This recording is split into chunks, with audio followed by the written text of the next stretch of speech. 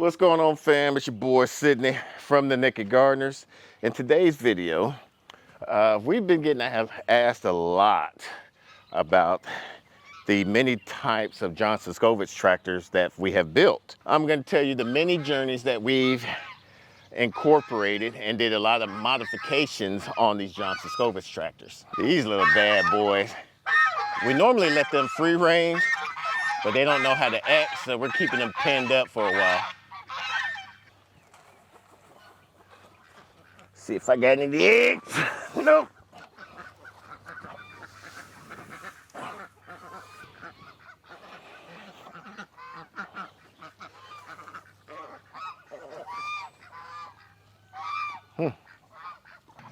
I knew you would come, Rose and Blanche.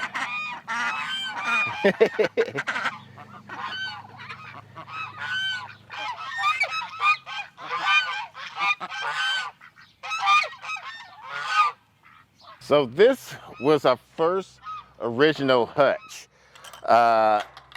It was very, as you can see, it's original of the 2x4s. I didn't do the lap joints with the plans of the Johnson Skovich book calls for. I basically just did a pocket hole screws, and I felt like it was pretty well. However, with the missus, she's very tiny, and it's a lot. Even for me, it's a lot to pull with this, because I also made this a little bit taller so that way I can go inside of here, collect the eggs or the chickens or whatever it may be. So I did some modifications after having this one.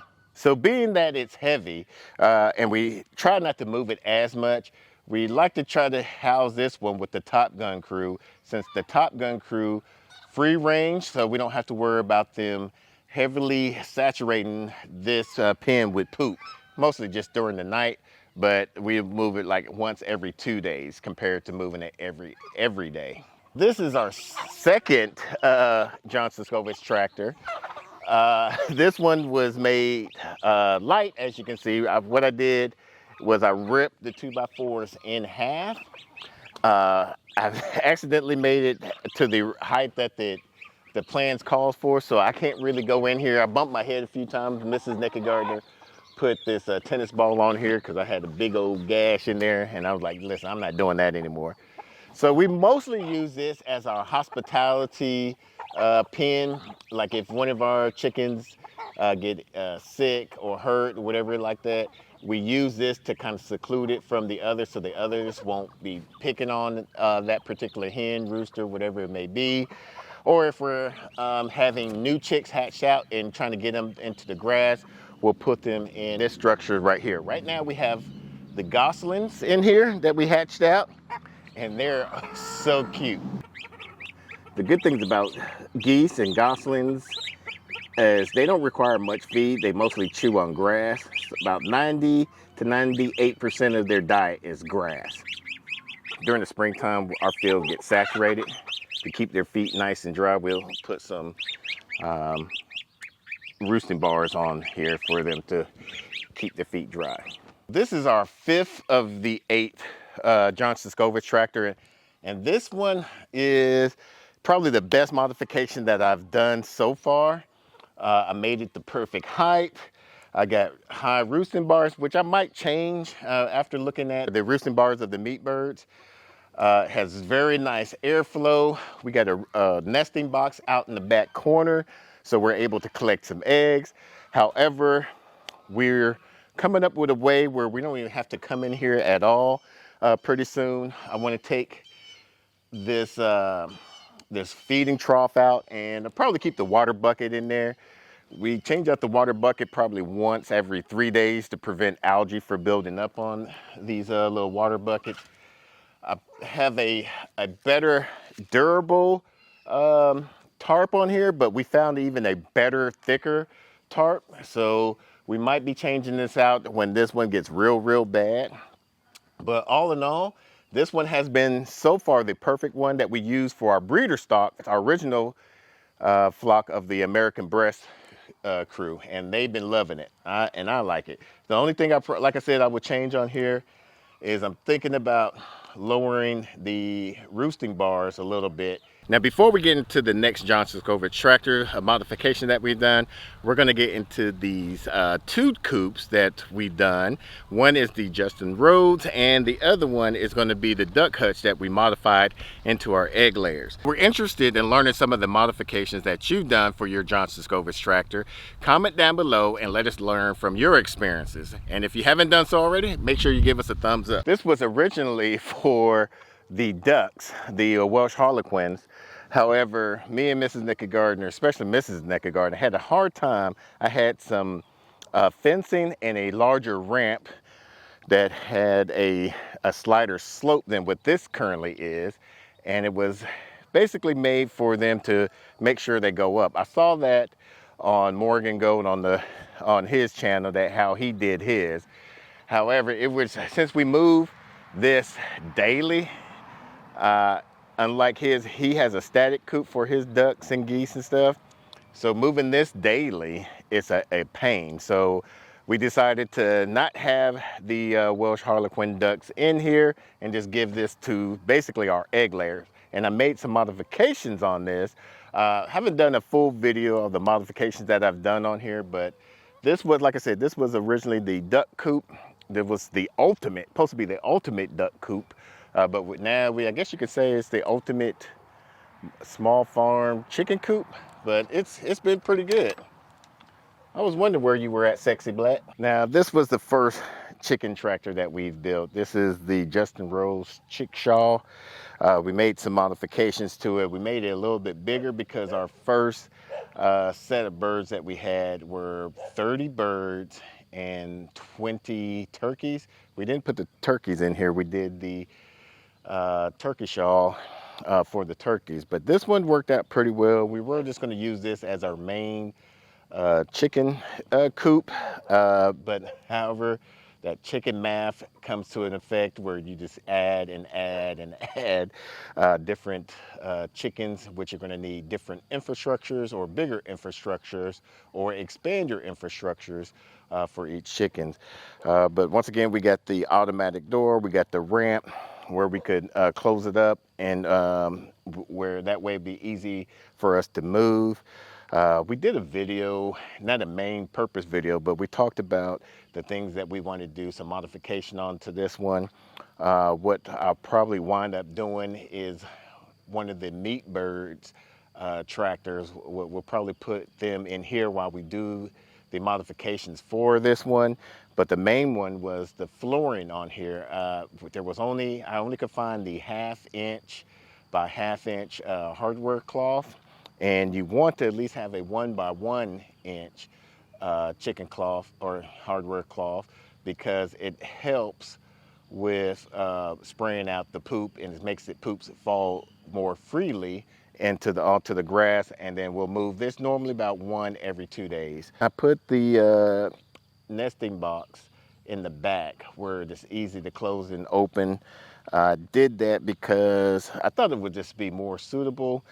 However, it does add a little bit more weight doing it that way instead of using the milk crate boxes the way that he did. Okay, I'm about to get out of here so you can lay your egg. But other than that, this has been a good project. It's kind of pricey because of the dealing with the sheet metal. If you can find some different way that you want to change this up, you can. Another thing I want to change up on here is making this fold out one way, split it basically in half, where you could open up this side or that side to get in there. Normally we don't have to get in here. The only time we'll open this up if we have to spray. This is the first chicken coop that we ever had. It's not necessarily a Johnson Covert tractor, but figured that we'll show you these. This was the fourth Johnson Covert tractor that we did a modification of. And what I did is I put the nesting bar, 2-tier roosting bars on one side, and then I was going to do something else on that side, but I figured with it being 10 feet long that we should be able to, with 2 tiers, we should be able to get at least 20 something birds on there. And the way they all gather up anyway, I think we got 12 on here, and they take out 1/3 of that because they huddle up and get compact real close at night. We still kept the feeding trough in here, even though Since we have the ducks, we call this group the Kevin's crew. He's basically their watchdog along with the Drake. This was the third Johnson Scovitt tractor that we made, and I made it a little bit too light. Out of the many Johnson Scovitt tractors that we have built, this is the only one that has flipped over twice in the last 2 years. So I got to do a lot of restructuring on this. The bottom braces over there have broken. The arch have came out and now kind of loose, but now it's hard to kind of get it on there because of the hard chicken wire that's on there. But it's still functional. We're letting the American breast be in this one. The next chicken tractor I get is going to be like the other American breast chicken tractor. But it's going to be, the roosting bar is going to be a lot lower from what it is on the original ones. These are kind of low right now. They're broken because they have flipped over. We have some makeshift nesting box over off the one side, roosting bars on the other side. Once again, I think I want to put the door on one side. Chill out. They're okay. We got 2 roosters in here and 8 girls. We're about to start incubating a little bit more of this breed to increase the flock. I want at least 12 to 20 hens in here and 12 to 20 hens in the other pen. This will be our second hospitality pen once we get there a new coop. Now we go on to our last of the 3 meat tractors. This is one of the third meat tractors that we have built. The main thing I like about this one is the tarp. This tarp is a 15 mil. It's a thicker tarp, and it's been on here for about a month now, and it hasn't had any frays from the chicken wire. The thing that Mrs. Nikki Gardner wanted to do on here was add a lower roosting bar for the meat birds to get up on top of, because during some of the winter months our pastures get flooded. That way they can at least get up on top of there. I don't think these guys are going to be healthy enough or light enough to get up on top of there, but we'll see. We have their feed trough that we're able to adjust and lower depending on their age.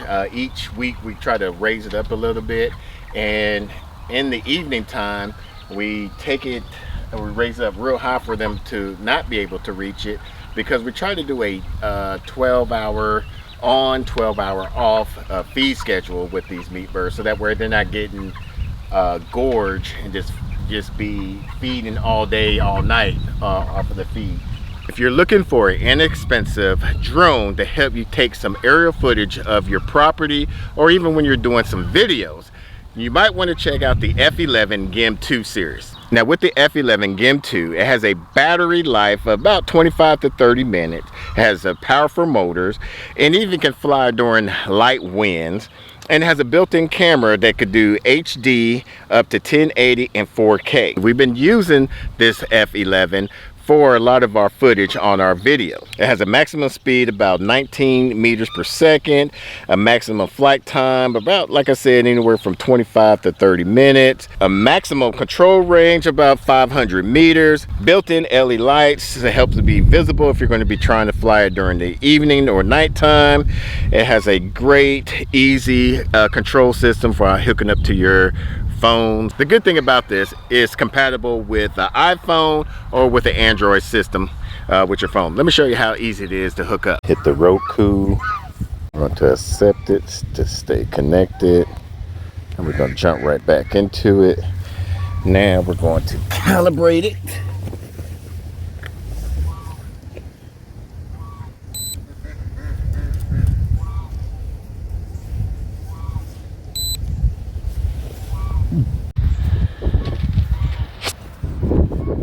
Got that going. As you can see, the camera is up and running.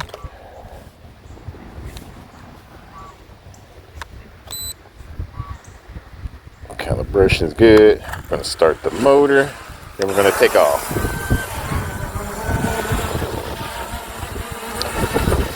That's it.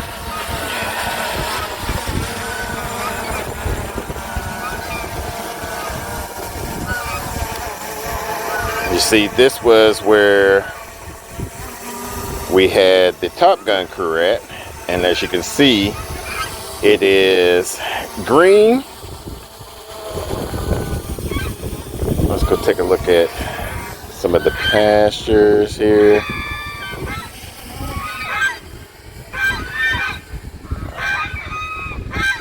These are our last two.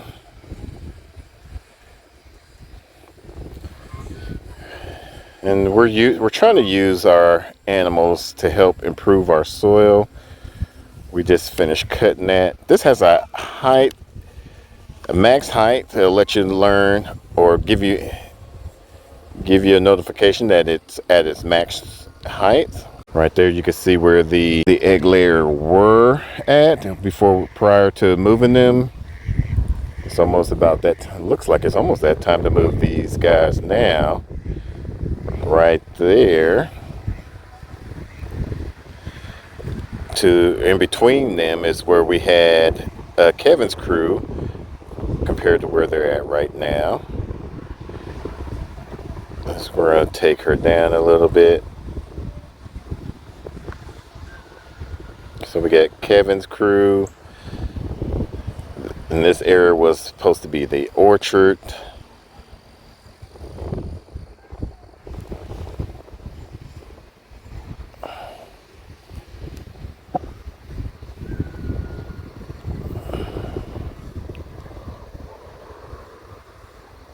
And this its flow is so smooth. Right there, down there, we have Rudy Roo's crew, the Naked Necks. So those are all of the Johnson Scovich modifications that we have done throughout the time frame of building them. We've been building them, and each one just keeps on getting better and tweaking just a little bit. We actually just tweaked a little bit more. We had one of our friends, Brian, he's new to the area. He helped me build our third one and moved it out to the pasture. And he was like, why do we have to bend all the way to the 45 on the ends? Why not just do a 22.5 degrees and it fits right on perfect? I was like, oh, let's try it out. And we did, and it worked out perfect. When Mike the Fit Farmer came out here, he gave us a lot of insight on how to do different things that they do on their homestead. If you want to see some of those interesting builds that we did with Mike the Fit Farmer, we'll put that video off to the side and also in the description down below. Until the next video, let's grow together.